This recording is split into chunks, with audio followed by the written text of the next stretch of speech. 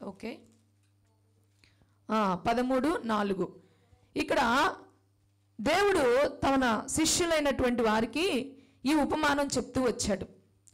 ఏంటి అంటే, ఇదిగో విత్తువాడు విత్తుటకు బయలు వెళ్ళాడు. విత్తువాడు విత్తుటానికి బయలు వెళ్ళాడు. విత్తుచూ ఉండగా కొన్నేమో త్రోవ పక్కన పడిని. మీరు చూడొద్దండి, నాకెళ్ళి చూడాలి. ప్రభు ఆత్మ నాలో ఉంది, నాకు ఇవ్వాల్సింది ఇస్తాడు, నేను దాన్ని సిద్ధపరిచి మీ ముందు పెడతాను, హ్యాపీగా బిర్యానీ తినేసేయండి, ఇబ్బంది ఏం లేదు. ఆ బిర్యానీ తిని ఆ శక్తిని పొందుకోవాలి. మనం రిసీవ్ చేసుకుంటేనే ఆ వాక్యం మనల్ని తాకుతుంది. ప్రియ దేవుని బిడ్డలారా, ఆమేన్, హల్లెలూయా. పరిశుద్ధాత్మ దేవుడు అట్టి స్థితిలోనికి మనం నడిపించును గాక, ఆమేన్. ఇప్పుడు అసలు ఈ యొక్క వాక్యం కూడా అందుకే.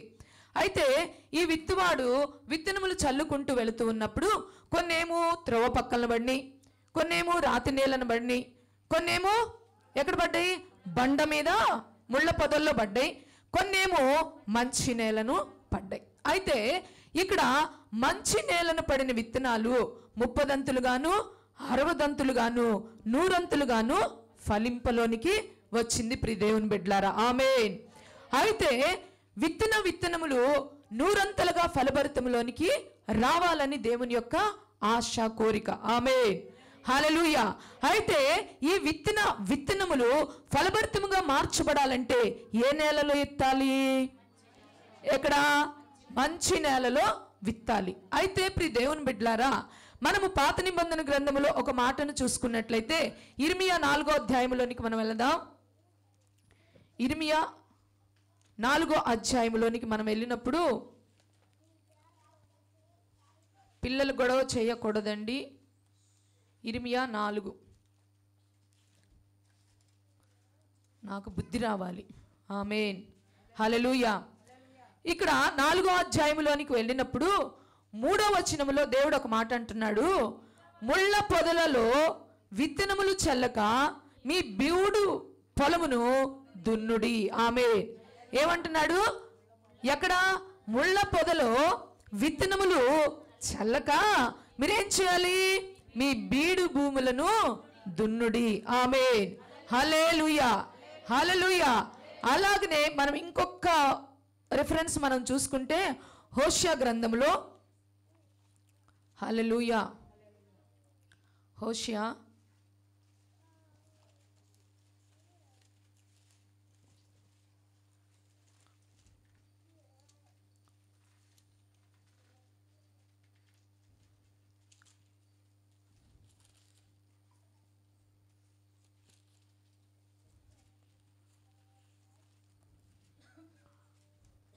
'హోషేయ గ్రంథంలోనే ఇంకొక మాట ఉంటుంది, ఎన్నడూ దున్నని మీ బూడు భూములను దున్నుడి, ఎన్నడూ దున్నని మీ బీడు భూములను దున్నుడి అని సెలవిచ్చాడు. దేవుడు కొన్ని సంవత్సరాల క్రితం, ఒక 20 సంవత్సరాలని చెప్పుకోవచ్చు, నేను రక్షించబడిన తర్వాత, ఇక్కడ సేవను మొదలుపెట్టిన తర్వాత, మందిరము కట్టిన తర్వాత ప్రభువు నాతో మాట్లాడిన మాట ఏంటి అంటే, మొదటిగా ఎన్నడూ దున్నని బీడు భూములను దున్నమన్నాడు. ఆమేన్, హల్లెలూయా. అయితే ప్రియ దేవుని బిడ్డలారా, ఇక్కడ మనం చూసుకున్నట్లయితే ఎందుకు ప్రభు ఆ మాట చెప్పవలసి వచ్చిందో ఇప్పటికి నాకు అర్థమవుతూ ఉంది. అయితే ఇక్కడ మన యొక్క సారాంశం ఏమై ఉందంటే, మనం ఫలభరితముగా మార్చబడాలి అంటే ఈ విత్తనములు మంచి నేలలో పడాలి. అయితే మంచి నేలగా బీడు భూమి ఏం చేయాలి? మంచి నేలగా మార్చబడాలి, దున్నబడాలి. అయితే ప్రియ దేవుని బిడ్డలారా, ఇక్కడ మనము చూసుకున్నట్లయితే ఈ విత్తనములు దేనికి సాదృశ్యమై ఉన్నాయి? విత్తనములు దేనికి సాదృశ్యం? వాక్యమునకు సాదృశ్యమై ఉన్నది. ఇక్కడ పొలము దేనికి సాదృశ్యమై ఉన్నది? హృదయమునకు సాదృశ్యమై ఉన్నది.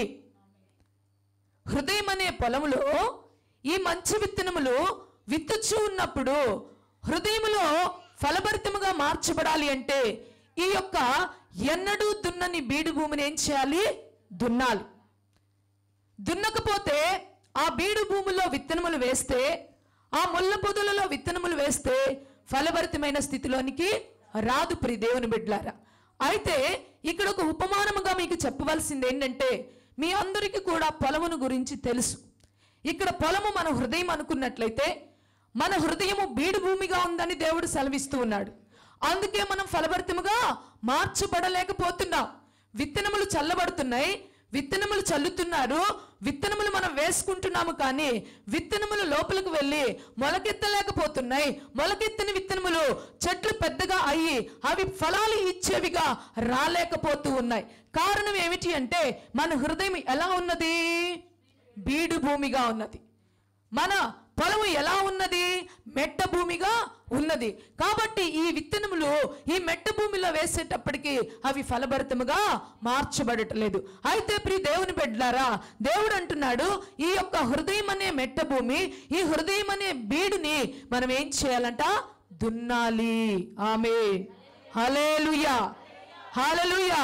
మనం చూసుకున్నట్లయితే పొలములోనికి వెళ్ళినప్పుడు ఆ పొలమును మొదటిగా ఏం చేస్తామండి?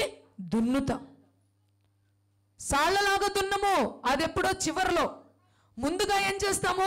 ఈ యొక్క భూమి ఎలా ఉంటుంది? ఇలా నున్నగా ఉన్నప్పుడు, అది విత్తనములు వేసేదానికి అనుకూలంగా లేనప్పుడు దాన్ని ఏం చేస్తామంటే ఇలాగూ దున్నినప్పుడు ఆ పై మట్టి కిందకి, కింద మట్టి పైకి వచ్చి మట్టి అంతా కూడా కలిసిపోయి ఒక స్థితిలోనికి వస్తుంది. ప్రియ దేవుని బిడ్డలారా, అలాగే మన హృదయాలు కూడా ఏమవ్వాలంటే దున్నబడాలి.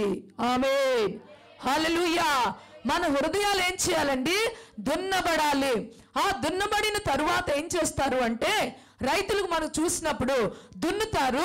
దున్నిన తర్వాత ఏం చేస్తారంటే ఆ యొక్క పొలములో మరి చిన్న చిన్న మొక్కలు పెరిగినప్పుడు, రాళ్ళు పెరిగినప్పుడు ఇవన్నిటిని కూడా ఏరి పక్కన పడవేస్తారు. ఆమేన్, హల్లెలూయా, హల్లెలూయా.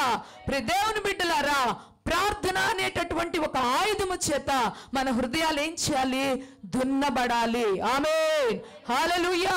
ప్రార్థన అనే ఒక ఆయుధము చేత మన హృదయాలు దున్నబడిన తరువాత, దున్నబడిన హృదయములో నుండి, ఆ దున్నబడిన పొలములో నుండి ఏవైతే రాళ్ళు, చెట్లు, చేమలు, దానిని ఏమంటారంటే రైతు పరిభాషలో నలి ఆరటం అంటారు. నలి ఏరడానికి పోతున్నామని కూడా కూలీలు చెప్తారు. అంటే పొలములో ఉన్నటువంటి ఆ చెత్త చెదారం అంతటిని వేరు ఏం చేసేయాలి? పక్కన పడాలి. అలాగే మన హృదయంలో ఉన్నటువంటి, హృదయం అన్నిటికంటే మోసకరమైనది, బహు వ్యాధి కలిగినది అని దేవుని వాక్యం సెలవిస్తున్నప్పుడు, ఈ హృదయంలో ఉన్నటువంటి ఈ తలంపులు, ఈ ఆలోచనలు, ఈ దేవునికి ఆయాసకరముగా ఉన్నటువంటి ప్రతి విధమైనటువంటి నలి, ప్రతి విధమైనటువంటి చెత్త చెదారం అంతటిని ఏం చేయాలంటే ఏరి పక్కన పడవేయాలి. ఆమేన్, హల్లెలూయా.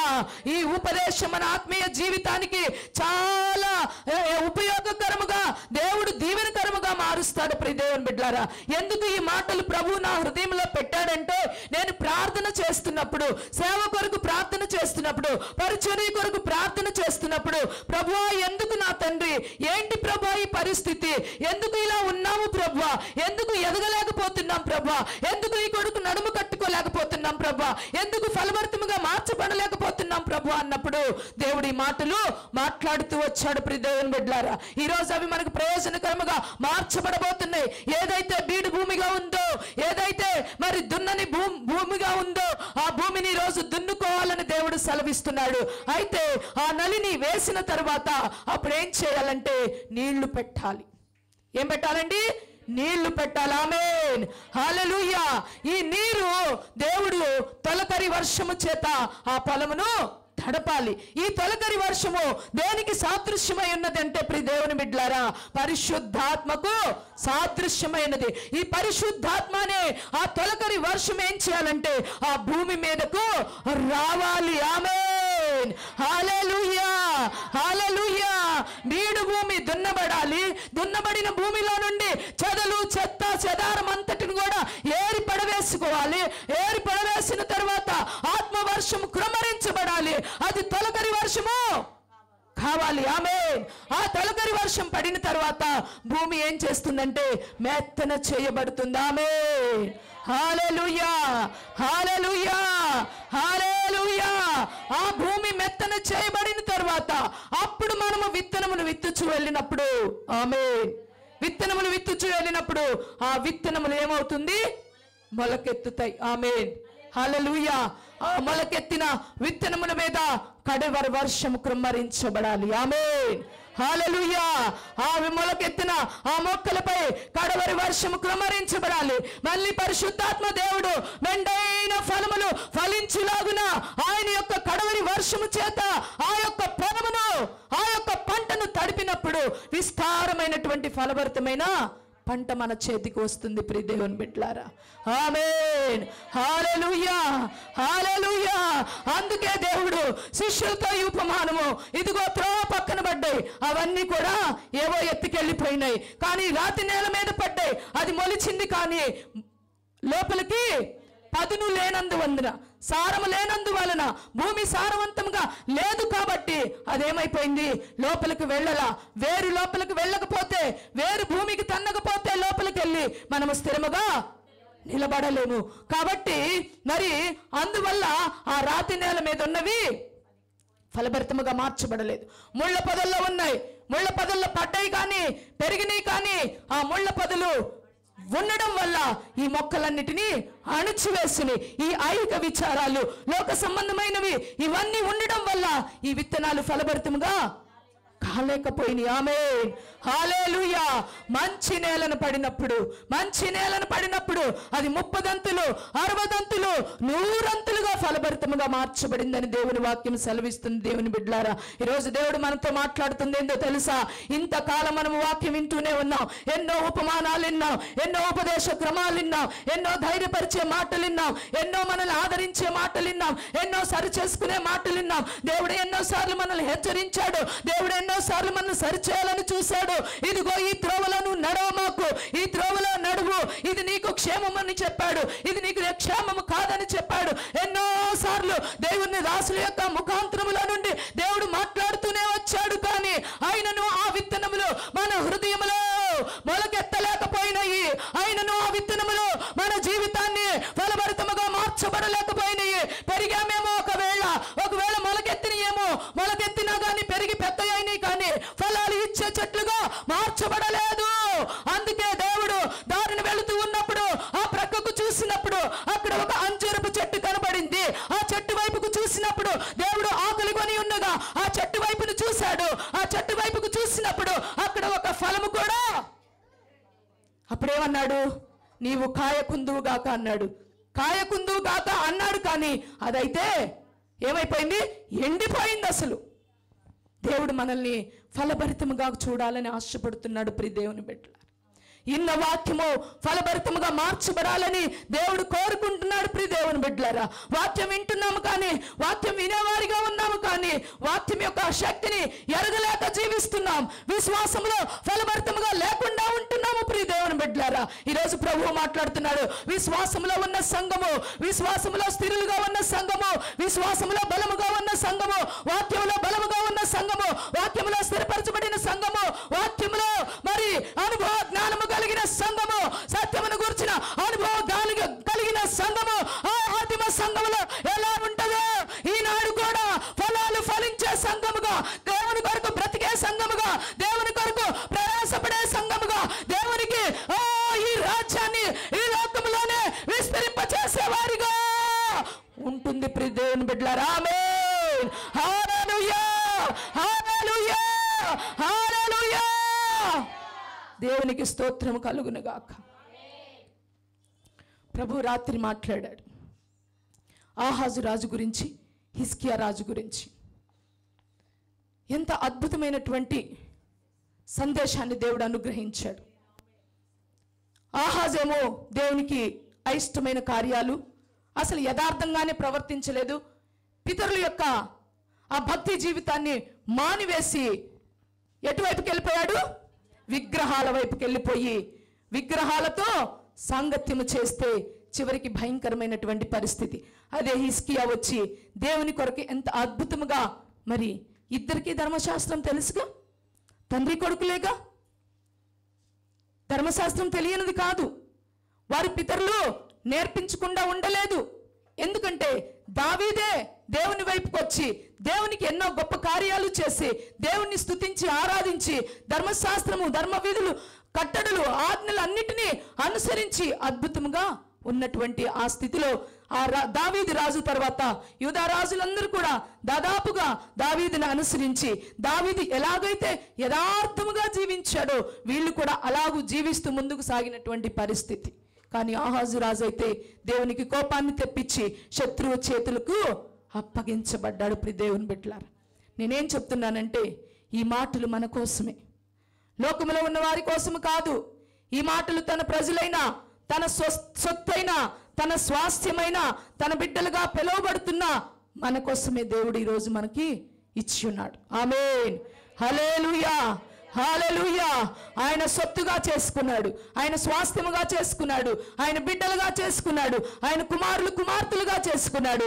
అనాది కాలములోనే ఆయన సంకల్పం చొప్పున మనల్ని పిలిచి ఏర్పాటు చేసుకొని ఆయన రక్తములో కడిగి ఆయన మన కొరకు తన రక్తాన్ని చిందించి ఆయన ప్రాణాన్ని పెట్టి మనకు విమోచన కలుగు చేశాడు. హల్లెలూయా, విమోచన కలుగు చేశాడు. ఈ రోజు మనం విమోచకులము, ఈ రోజు మనం విడిపింపబడిన వారము, ఈ రోజు మనం రక్షించబడిన వారము.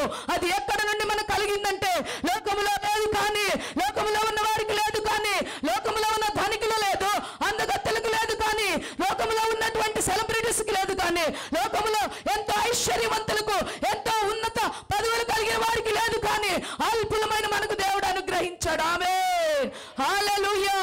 ఈ స్థితిని మనం ఎప్పుడు కూడా మర్చిపోకూడదు ప్రియ దేవుని బిడ్డలారా. ఆమేన్. మనము విమోచింపబడిన వారం, మనము విమోచన ప్రజలము, మనము నిబంధన జనులము. ఈ విషయాన్ని మర్చిపోకూడదు ప్రియ దేవుని బిడ్డలారా.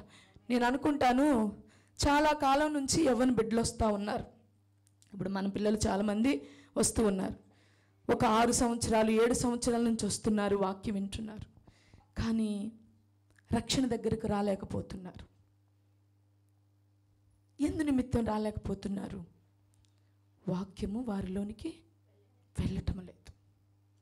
వాక్యం వాళ్ళలోనికి వెళితే దేవుడు తన కార్యాన్ని ఏం చేస్తాడు? ఎలాగా? ఫస్ట్ యేసయ్య ఎవరు, యేసయ్య ఎందుకు వచ్చాడు, అసలు మన కొరకు ఆయన ప్రాణం పెట్టాల్సిన అవసరం ఏంది, మన పాపాలని ఆయన మొయ్యాల్సిన అవసరం ఏంటి? ఇందాక అమ్మాయి పాట పాడింది కదా, ఏంటి?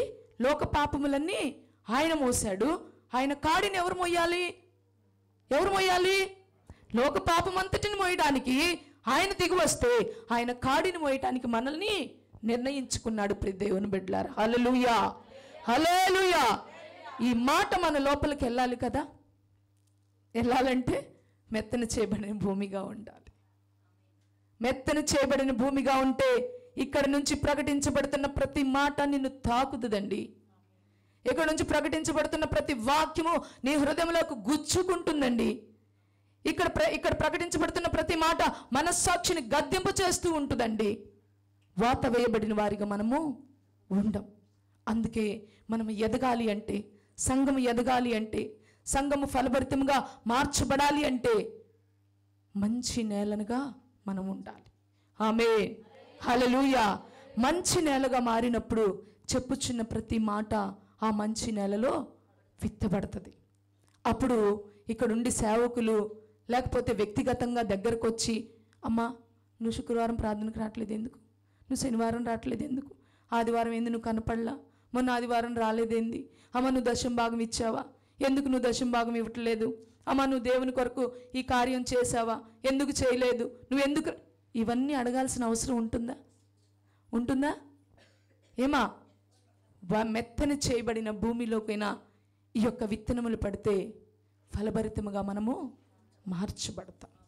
ఆదిమ సంఘము అలాగూ మెత్తని చేయబడిన భూమిగా హృదయాలను మార్చుకుంది కాబట్టి ఆదిమ సంఘములో వారికి ఉన్నవన్నిటిని తీసుకొచ్చి అపోస్తలుల పాదముల యొద్ద, ఎందుకో తెలుసా, ఎవరు కష్టపడటం, ఎవరు ఇబ్బంది పడటం, ఒకరినొకరు చూసుకోలేకపోయారు.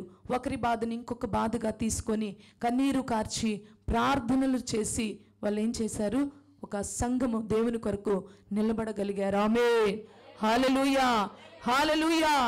ఈనాడు కూడా చాలా సంఘాలలో అటు ఐక్యత లేదు అని చెప్పడానికి లేదు.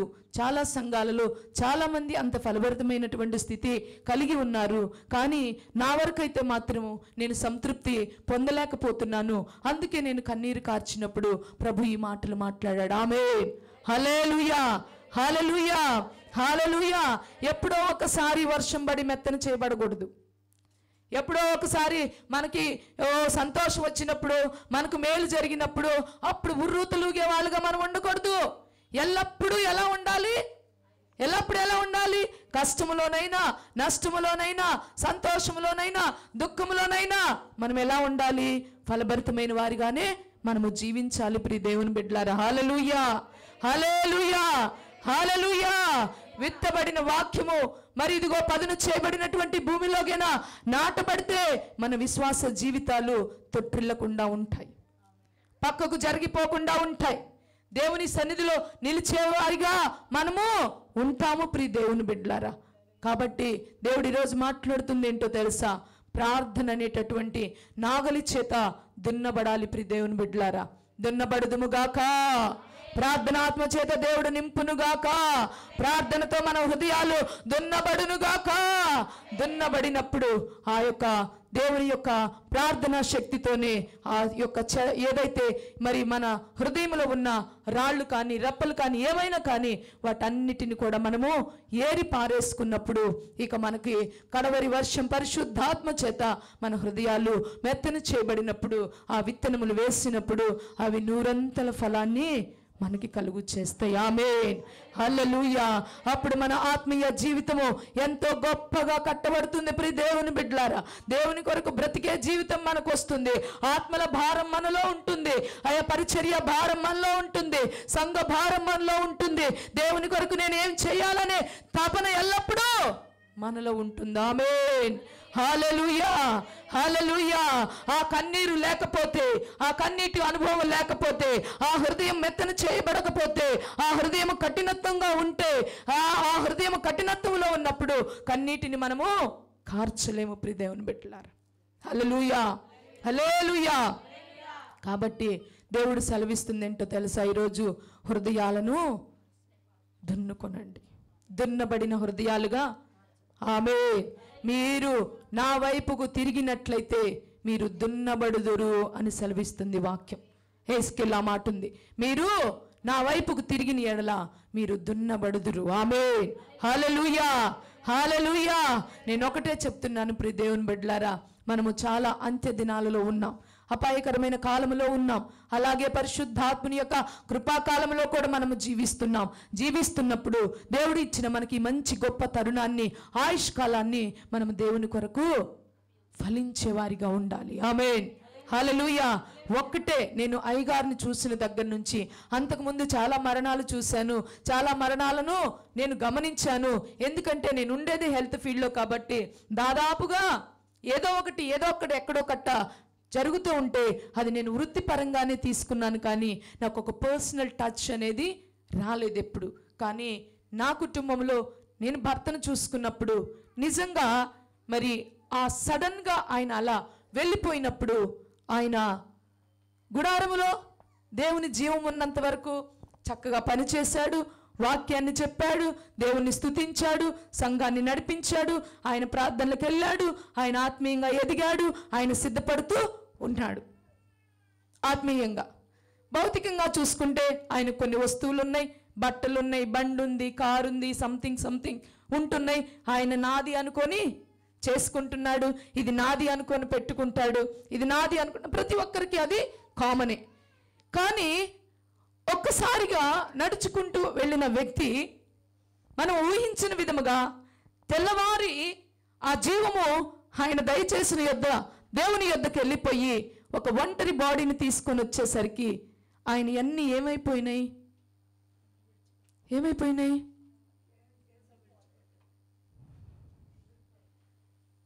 కాబట్టి ఈ గొప్ప అనుభవం మనం ఇక్కడున్నంత కాలమే నీది, నాది, నువ్వు, నేను, అది, ఇది, నా పిల్లలు, నా చుట్టాలు, నా బంధువులు, ఇవన్నీ. కానీ ఈ యొక్క చిన్న ఆ ఎఫెక్షన్ లేకపోతే మనం బ్రతకలేం. కాబట్టి దేవుడు ఏం చేశాడంటే ఆ ఎమోషనల్ అనేది మనకిచ్చి మనం బ్రతకడానికి, ఆయన మీద ఆధారపడడానికి ఇవన్నీ. అబ్రహాముకి కుమారుణ్ణి ఇవ్వకపోతే ఆ ఎమోషనల్ ఆ యొక్క ఎమోషనల్ ఫీలింగ్, ఆ యొక్క చిన్న బాధ లేకపోతే దేవుడి మీద అంత ఆధారపడేవాడా? ఎంత ఆస్తి ఇచ్చినా, ఎంత ధనం ఇచ్చినా, ఎంత పశు సంపద ఇచ్చినా అబ్రహాముకి ఏంటి? ఒక కుమారుడుంటే బాగుండు, ఒక కుమారుడుంటే బాగుండు. ఇష్మాయేల్ని కన్నాడు, కానీ ప్రయోజనం లేదు. ఎందుకంటే దేవుడేమన్నాడు? నీవాడు కాదు, శరీరంలో వచ్చినాడు కాదు, ఆత్మచేత వస్తాడు అని చెప్పి, నీ గర్భములో నుండి వస్తాడు అని చెప్పినప్పుడు ఇస్సాకు కొరకు ఎంత నిరీక్షణ, ఒక నిరీక్షణ మనకి లోకంలో ఇచ్చాడు అంతే. దాని కొరకు కూడా, అది కూడా ఎందుకు? ప్రభు దగ్గరికి రావడానికి, ప్రభు సన్నిధిలో ప్రార్థన చేయడానికి, వాళ్ళ మేలుల కొరకు, వాళ్ళ దీవెనల కొరకు, వాళ్ళ ఆశీర్వాదాల కొరకు ప్రభు పాదాలు పట్టుకొని మనము కూడా ఆత్మీయంగా ఎదుగుతూ ఉండడానికి. ఆమేన్, హల్లెలూయా, హల్లెలూయా.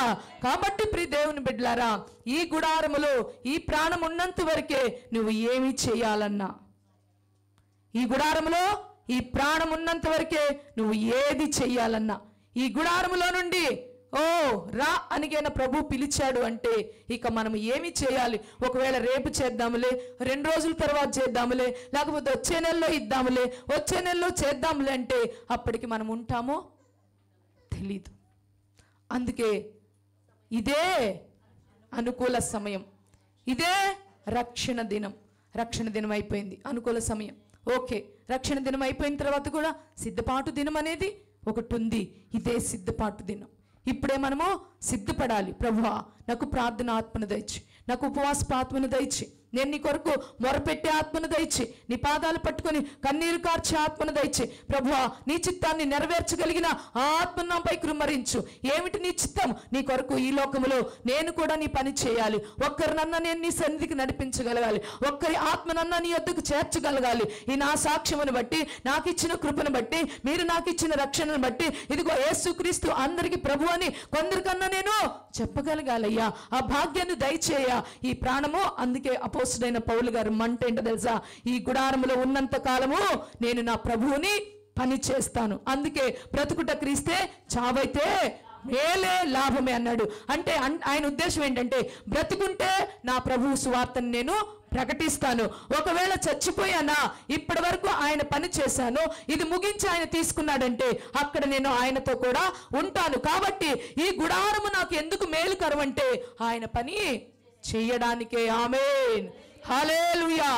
కానీ తెలియని అజ్ఞానములో బ్రతుకుతున్న ప్రజలు ఈ గుడారాన్ని చూసుకొని విర్రవీగిపోతారు, ఈ గుడారాన్ని చూసుకొని విర్రవీగిపోతారు. కానీ ఈ గుడారము మనదే పేరుకి, కానీ ఈ గుడారంలో ఉన్న దీపము గేన ఆరిపోతే మనము మట్టివారం అన్న విషయాన్ని మర్చిపోతున్నాం ప్రియ దేవుని బిడ్డలారా. కాబట్టి ప్రభువు కొరకు ఫలభరితమైన జీవితాన్ని జీవించుట కొరకు ఈ యొక్క పరిశుద్ధ గ్రంథములో ఉన్న ప్రతి విత్తనమును మనం విత్తుకుని మరి అది నాటబడుచుండగా ఫలభరితమైన వారిగా మనం మార్చబడాలంటే వాక్యములో మనము ఆమేన్, హల్లెలూయా, హల్లెలూయా, హల్లెలూయా. దేవునికి స్తోత్రం కలుగును గాక. ఆమేన్. ప్రభు ఈ మాటలు నా హృదయంలో పెట్టినప్పుడు నాకు అనిపించింది, అవును ప్రభువా, మెత్తన చేయబడని హృదయంలోనికి వాక్యము వెళ్ళడం లేదేమో, లేకపోతే హృదయాలు మెత్తన చేయబడకుండా ఉన్నాయేమో, అందుకే సంఘం ఇంకా అభివృద్ధి జరగలేదు ప్రభువా. ఎందుకంటే 15 సంవత్సరాల ప్రయాస, కన్నీటి ప్రార్థన, ఉపవాస ప్రార్థన. మా ప్రార్థన ఏదైనా ఉన్నదంటే అది సంఘము కొరకే, మా ప్రార్థన ఏదైనా ఉన్నదంటే అది సంఘం కొరకే. కానీ సంఘం ఇంకా ఫలభరితముగా మార్చబడలేదంటే విత్తబడుతున్న విత్తనాలు సాధు పదునైన భూమిలో మంచి నేలలో విత్తబడటం లేదు. మంచి నేలలో గన విత్తబడితే ఒక ఉపవాసము అనే ఒక ప్రార్థన, ఉపవాస ప్రార్థన అనే ఒక మెసేజ్ మీ యొక్క హృదయంలో విత్తబడింది అనుకోండి, ఆ ఉపవాస ప్రార్థన ఫలితాలు మీకు తెలిసినాయి అనుకోండి, ఆ ఉపవాసం గురించిన అది మీకు తెలిసిందనుకోండి, మీరు దాన్ని చేయగలిగితే అప్పుడు అదేంటి ఫలభరితమైనదిగా మార్చబడినట్లు అర్థం. ఇక్కడ వినిపోయాము, మనం ఒక్కరోజు కూడా ఉపవాసం ఉండాలి. ఇక్కడ వినిపోయాము, ఒక ఆత్మ కొరకు కూడా మనము ప్రార్థన చేయాలి. అంటే ఈ విత్తనాలు ఎక్కడ నాటబడ్డాయి? ఎక్కడ నాటబడ్డాయి? పదును చేసిన దానిలో నానబడితే తప్పకుండా ఏమవుతాయి? అది ఏమైతే ఒక క్రియారూపకంలోనికి వస్తాయి. వినుట వలన విశ్వాసం కలుగుతుంది, ఆ విశ్వాసం క్రీస్తు మాట వినుట వల్ల కలుగుతుందని లేఖనాలు సెలవిస్తూ ఉంటే ప్రియ దేవుని బిడ్డలారా, ఈ విశ్వాసంతో కూడిన మాటలు మనం వినినప్పుడు మనం ఆ ఫలభరితంగా మనం లేకపోతే ఏమిటి పరిస్థితి? ఇక్కడ వింటున్నాం అనేక విషయాలు దేవుడు మనకు బయలుపరుస్తున్నాడు. ప్రార్థనా జీవితాన్ని కట్టుకోవాలని చెప్తున్నాడు, పరిశుద్ధతను పాటించుకోవాలని చెప్తున్నాడు, పరిశుద్ధాత్మను పొందుకోవాలని చెప్తున్నాడు. కానీ మనలోకి ఎక్కటం లేదు. కారణం ఏమిటి?